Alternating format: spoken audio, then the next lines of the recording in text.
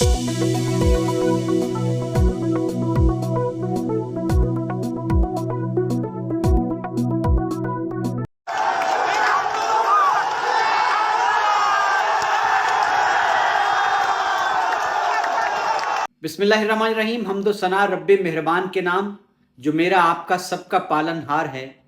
दरूद व सलाम शान कायनात जाने कायनात नबी मुकर्रम हज़रत मोहम्मद मुस्तफ़ा सल्लल्लाहु अलैहि वसल्लम पर।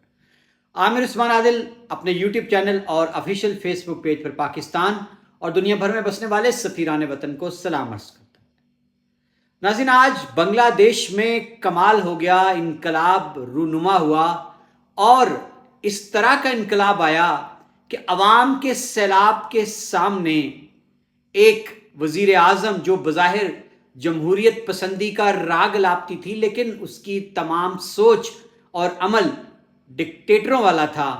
और बिलाखिर उसको अवाम के सैलाब के सामने बिल्कुल भागते बनी और वो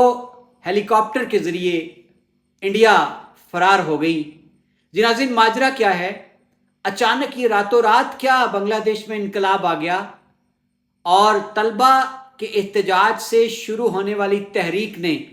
किस तरह से इनकलाब का रूप धार लिया, कितने लोग इस इनकलाब की भेंट चढ़ गए और कर्फ्यू के बावजूद क्यों अवाम को सड़कों पर आने से जो हसीना वाजिद की सरकार है वो रोक ना पाई। और नाज़रीन, आज बांग्लादेश से जो मनाजिर हैं वो सामाने इबरत हैं कि किस तरह बांग्लादेश का जो कौमी हीरो था, जब पाकिस्तान को दो लख्त किया गया, शेख मुजीबुर रहमान, आज उसके कद आदम मुजस्मों को किस तरह खल्के खुदा ने न सिर्फ तोड़ा बल्कि जूतों के हार पहनाए। आज की वीडियो खास आपके लिए है कि इसमें आपके सामने मुकम्मल तफसील है कि आज बांग्लादेश में क्या हुआ। जी नाज़रीन, आज अचानक मुजाहिरीन का जो एहतजाज था वो जब बढ़ने लगा, और कल जो गुजरा है इतवार के रोज़ मुजाहिरीन की झड़पें हुई इदारों के साथ, और जो अवामी लीग है हुक्मरान जमात उसका जो स्टूडेंट्स विंग है उसके साथ। जी नाज़रीन, और उसके नतीजे में 90 से ज़ायद अफराद जो है वो जान की बाजी हार गए। हालात कशीदा हुए तो इस पर फ़ौज ने ये ऐलान कर दिया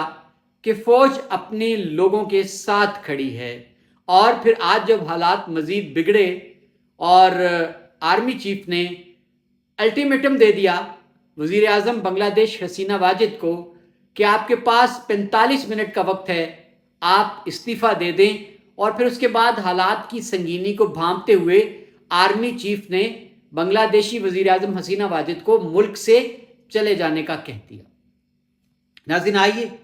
मैं आपको बड़ा मुख्तसरन पूरा पस मंज़र बताता हूँ कि माजरा हुआ क्या। याद रहे कि हसीना वाजिद पिछले 15 साल से मुसलसल इक़्तिदार में हैं और उन्होंने अपने सियासी मुखालिफिन से चुन चुन कर इंतकाम लिया। खालिदा ज़िया जो कि बांग्लादेश की वज़ीर आज़म रह चुकी हैं, उनको न जाने कितने बरस से कैद में डाल रखा है। और इसी तरह जमात इस्लामी के ख़िलाफ़ उन्होंने अभी जो हालिया एहतजाज जो अवाम का था उसने ज़ोर पकड़ा, तो हसीना वाजिद ने जमात इस्लामी और जो उसका स्टूडेंट्स विंग है उनको बैन कर दिया, उन पर पाबंदी आयद करने का हुक्म जारी कर दिया। नाज़रीन, अगरचे कहा जाता है कि हसीना वाजिद ने बांग्लादेश को माशी एतबार से बड़ी तरक्की दी, गुर्बत को मिटाया, टेक्सटाइल इंडस्ट्री इस वक्त अरूज पर थी, लेकिन इसके बावजूद आखिर माजरा क्या हुआ कि मुल्क जो बज़ाहिर एक तरक्की की जानिब गामजन था, मुआशी इशारे मुस्बत थे, तो लोगों को यकलख्त क्या हो गया। जी नाज़रीन, हालिया जो इनकलाब है, जो तलबा तहरीक है, उसका पस मंज़र कुछ यूँ है कि बांग्लादेश में जब पाकिस्तान दो लख्त हुआ, मशरकी पाकिस्तान बांग्लादेश बन गया, एक अलहदा वतन बन गया, तो वहाँ कोटा सिस्टम राइज किया गया था कि वो लोग जो पाकिस्तान बनने के बाद जब मशरकी पाकिस्तान बना, उस अमल में वो जो जंग थी 1971 की, उसमें जिनकी कुर्बानियाँ थीं उनको और उनके ख़ानदानों को एक नौकरी में कोटा दिया गया था जो कि 29-30% था, 2/1 तिहाई कोटा था तकरीबन। इसके खिलाफ अवाम ने एहतजाज किया। پھر اس کو معطل کیا گیا 2018 میں. اب جو 5 جون کو اس کو جو ہائی کورٹ ہے بنگلہ دیش کی اس نے کوٹا سسٹم کو بحال کر دیا تھا. بس 5 جون کو ہائی کورٹ کے اس فیصلے کے خلاف طلباء میں، نوجوانوں میں ایک عدم اطمینان پیدا ہوا. انہوں نے احتجاج شروع کیا، سڑکوں پر آئے اور مطالبہ ان کا واحد یہ تھا کہ کوٹا سسٹم کو ختم کیا جائے، نوکریاں نوجوانوں کو میرٹ پہ دی جائے. جب احتجاج بڑھنے لگا دن بدن تو پھر سپریم کورٹ جو ہے بنگلہ دیش کی اس نے مداخلت کی، طلباء کے مطالبوں کو تسلیم کرتے ہوئے حکم جاری کیا حکومت کو کہ اس کوٹے کو ختم کر دیا جائے، صرف 5% رہنے دیا جائے اور باقی نوکریاں میرٹ پر دی جائیں. اب ناظرین دوسری جانب کیا ہو رہا تھا؟ حسینہ واجد بجائے اس کے کہ وہ طلباء کے، نوجوانوں کے جذبات کو بھانپ لیتی، اپنی آمرانہ پالیسیوں کے خلاف جو عوام کا عدم اطمینان تھا اس کو وہ اس کے جذبات کو پڑھ لیتی، اس کی بجائے انہوں نے اور زیادہ شدت اختیار کر لی اپنے فیصلوں میں اور طلباء کے احتجاج کو انہوں نے سیاسی رنگ دیا اور کہا جی کہ یہ طلباء کو آڑ بنا کر سیاسی جماعتیں ان کی حکومت کو کمزور کرنے کی سازش کر رہی ہیں. اب ناظرین جب طلباء نے سپریم کورٹ کے مطالبے مان لینے کے باوجود ان کا یہ کہنا تھا کہ جو ہماری تحریک ہے مزاحمت کی، اس میں جتنے لوگ مارے گئے ہیں اس کی تحقیقات کی جائیں اور جتنے لوگ ذمہ دار ہیں ان کے قتل کے ان کو سزائیں دی جائیں، اور جب تک عمل درآمد نہیں ہو جاتا سپریم کورٹ کے فیصلوں پر منوان ہم پیچھے ہٹنے والے نہیں ہیں. اب اس پر کیا ہوا؟ حسینہ واجد نے بجائے اس کے کہ سپریم کورٹ کے فیصلے کی روشنی میں حالات کو بہتری کی جانب لے جاتی، انہوں نے سختی شروع کر دی، پکڑ دھکڑ شروع کر دی اور دوسری جانب جماعت اسلامی اور اس کی جو اسٹوڈنٹس تنظیم ہے اس پر پابندی عائد کرنے کا حکم صادر کر دیا.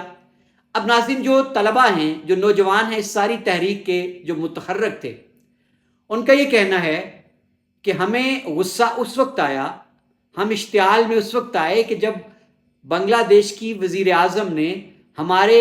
خالصتاً غیر سیاسی احتجاج کو یہ کہا کہ یہ جتنے لوگ سڑکوں پر ہیں یہ وہی لوگ ہیں جو 1971 میں پاکستانی فوج کے رضاکار تھے. تو گویا حسینہ واجد کا یہ الزام نوجوانوں کو اور زیادہ مشتعل کر گیا، جلتی پر تیل کا کام کیا اس نے اور اس سے نوجوان اور زیادہ مشتعل ہو گئے. اب ناظرین پچھلے 17 روز سے بنگلہ دیش میں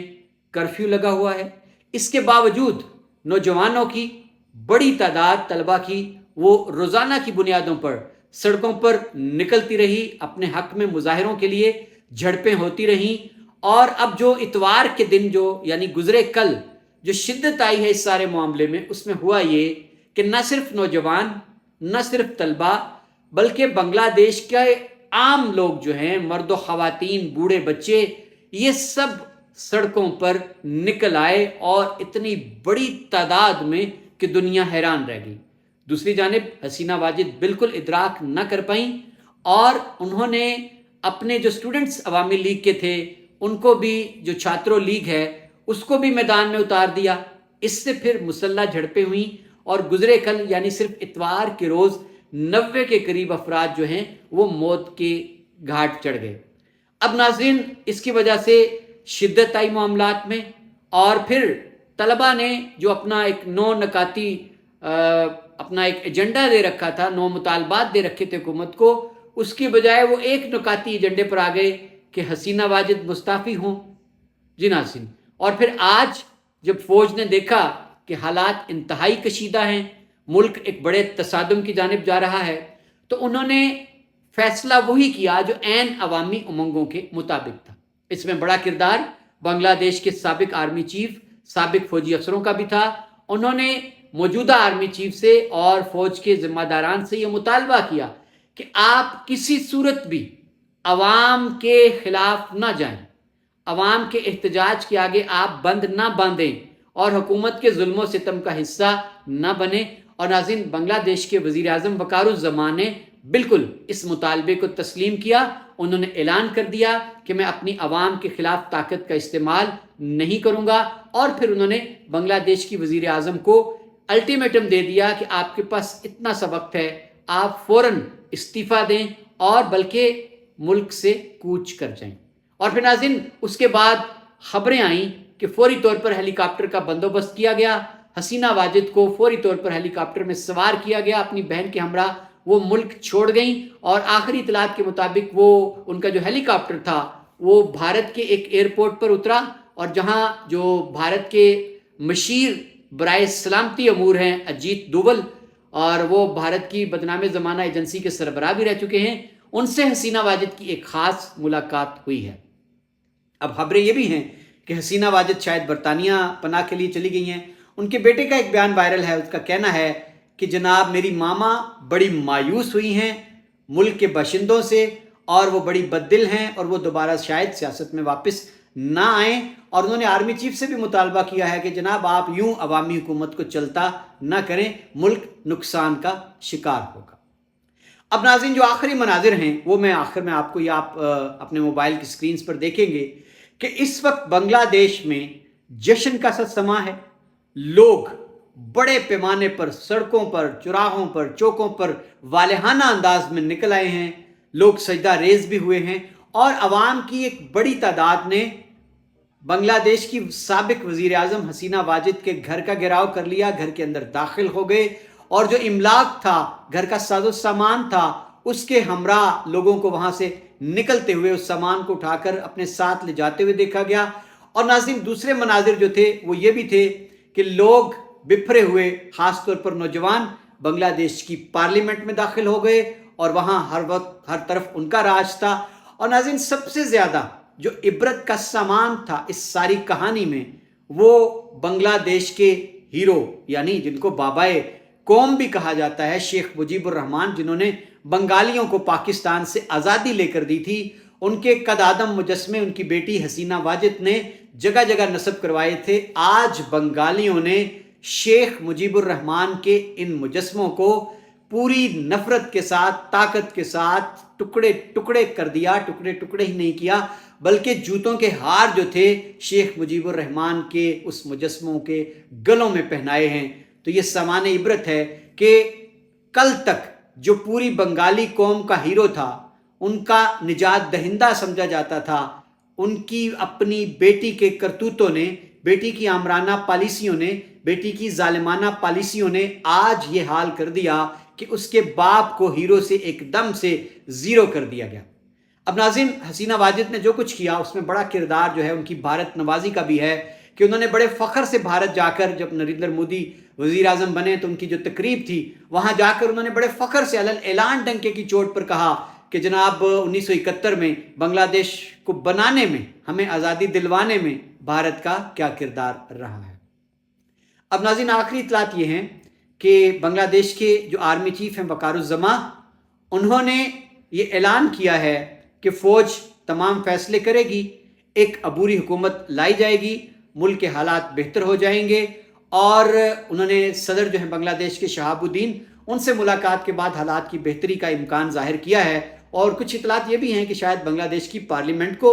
मुअत्तल कर दिया जाए, बर्खास्त कर दिया जाए। लेकिन नाज़रीन मेरे पास आखिरी इतला ये है कि तलबा तहरीक जिसने बेमिसाल काम किया है आज के इस इनकलाब में, उनका अब थोड़ी देर पहले एलामिया सामने आया है। तलबा का कहना है कि हम फौजी हुकूमत को या किसी भी ऐसी हुकूमत को तस्लीम नहीं करेंगे, हुकूमत का हक़ हम देंगे। यानी तलबा बड़े मुनज़्ज़म हैं, वो अपने हकूक़ की जो तहरीक अब उन्होंने मंतकी अंजाम तक पहुँचाने का ठान ली है, वो पीछे हटने वाले नहीं हैं। नाज़रीन आखिर में मैं बांग्लादेश के इस इनकलाब के, इस तहरीक आज़ादी के हीरो का जिक्र ज़रूर करना चाहूँगा। एक नौजवान आज से कुछ दिन पहले जिसको गोलियों से छलनी कर दिया बांग्लादेश की पुलिस ने, लेकिन आफरीन है उस नौजवान पर। आप ये अपने मोबाइल स्क्रीन पर उसकी तस्वीर देखेंगे, अबू सईद। जी नाज़रीन हैरान कुन मनाजिर थे जब मुजाहिरीन में और पुलिस में झड़पें जारी थीं, तो ये नौजवान अबू सईद सीना तान कर खड़ा हो गया बांग्लादेश की पुलिस के सामने और इसने कहा मुझे मारो, मेरे सीने पर गोली मारो, मेरा सीना हाजिर है,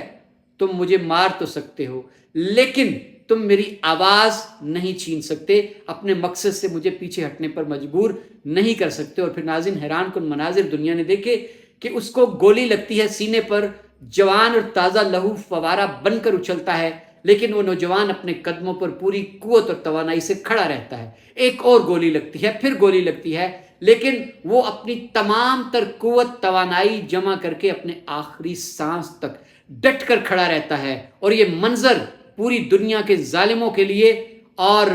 جتنے بھی فرعون صفت اور نمرود صفت حکمران ہیں ان کے منہ پر ایک زناٹے دار تماچا تھا. یہ ان کی شکست تھی اور ابو سعید جیسے آزادی پسندوں کی یہ جیت تھی. اور ناظرین پھر وہ جب اس کے جسم میں توانائی نہ رہی تو پھر بھی وہ گرا نہیں،